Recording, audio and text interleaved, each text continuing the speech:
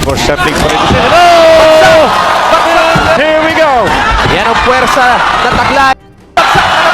Grabe ito mga idol, 4 na beses pinabagsak ni Fajardo ang isang knockout artist sa loob lang ng 1 minuto. Out of Agusan del Sur, Philippines, Ismael Fajardo. Yabuki Masamichi! Lagi niyong sundan, huwag magpapahuli. Pag-usapan ni bakbakan. Mga idol, tapos na ang paghihintay dahil may isa na namang Pinoy boxer na lalaban para sa World Championship. He shifts above the left hand. Big left hand again. Harry touches. Down with the top. It was a knockdown. The referee didn't give it a second. At hindi ito ordinaryong challenger. Tahimik siya sa labas ng ring, hindi mahilig magsalita. Pero kapag nagsimula na siyang umatake, sunod-sunod ang bumabagsak. Siya ang mandirigma mula Mindanao, Miel Silent Assassin Fajardo. Mayroon siyang 14 na panalo. At 12 rito ay tinapos niya sa knockout. Kaya huwag kayong magpalinlang sa kanyang tahimik na kilos. Dahil sa sandaling tumama ang kanyang malakas na kaliwa, maaaring matapos agad ang laban.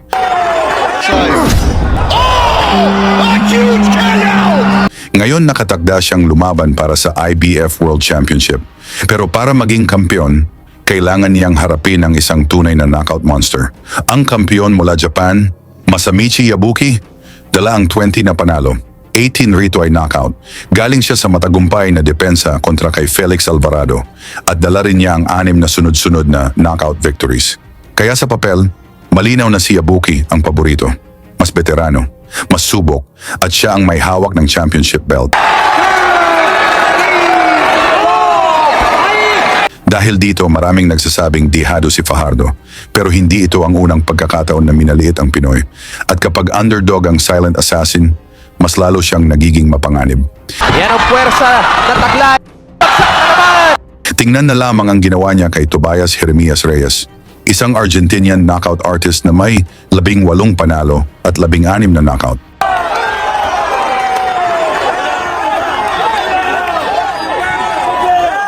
Nagtapat sila sa isang IBF title eliminator. Inaasahan ng mga fans ang isang mahaba at dikit na laban. Pero ibang Fajardo ang pumasok sa ring noong gabing iyon. Pagsapit ng unang round, wala nang mahabang pakiramdaman. Agad umatake ang Pilipino. Mabilis na mga kamay, malulutong na suntok, at sa unang matinding kombinasyon, bumagsak si Reyes. Nakabangon ang Argentinian, pero kitang-kita sa kanyang mukha na hindi niya inaasahan ang lakas ng Pilipino. Arranca el capítulo 1, eliminatoria mundialista. Izquierda y a la luna, mirá qué mano metió Fajardo. Pero Naamoy ni Fajardo na sugatan ang kanyang kalaban, kaya muli siyang sumugod. Isa na namang kombinasyon at bagsak na naman si Reyes. Ikalawang knockdown, nakatayo pa ang Argentinian, pero wala na ang kanyang balanse. Mabigat na ang mga paa at hirap na siyang umiwas sa bawat suntok ni Fajardo. Binanatan naman siya ulit ng Pinoy. Bagsak ulit si Reyes, ngunit nagpakita din ito ng tapang.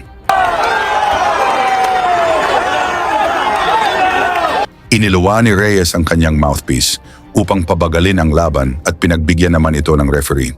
Sandaling nahinto ang aksyon at nabigyan siya ng oras para makabawi. Pero wala na siyang matatakbuhan dahil determinado si Fajardo na tapusin ang laban. Muling lumapit ang Pilipino. Nang makita niya ang pagkakataon, pinakawalan niya ang isang eksaktong suntok. Bumagsak na naman si Reyes. Ikatlong bagsak. Natahimik ang buong arena. Hindi makapaniwala ang mga taga-suporta ng Argentinian. Agad pumasok ang referee at pinatigil ang laban. está el pobre argentino. Pitbull izquierda y a la luna se terminó acá, lo durmió. Ganó Fajardo, lo durmió. Technical knockout. Panalo si Miel Fajardo. Sa unang round pa lamang, winakasan niya ang pangarap ni Reyes. At dahil sa panalong iyon, nakuha ni Fajardo ang pagkakataong lumaban para sa IBF World Championship. Kayo mga idol, may tsansa ba si Miel Fajardo na maging bagong IBF World Champion? Pag-usapan natin yan sa baba at ilagay din ang inyong lokasyon para makita natin kung gaano kalawak ang suporta ng mga Pilipino sa laban ni Fajardo kontra Yabuki para sa IBF title sa Japan. Lagi niyong sundan, huwag magpapahuli. Pag-usapan ni bakbakan, balita niya at laban. Mga Pinoy na di nagpapagapi. Salamat sa mga suporta na lagi nandyan.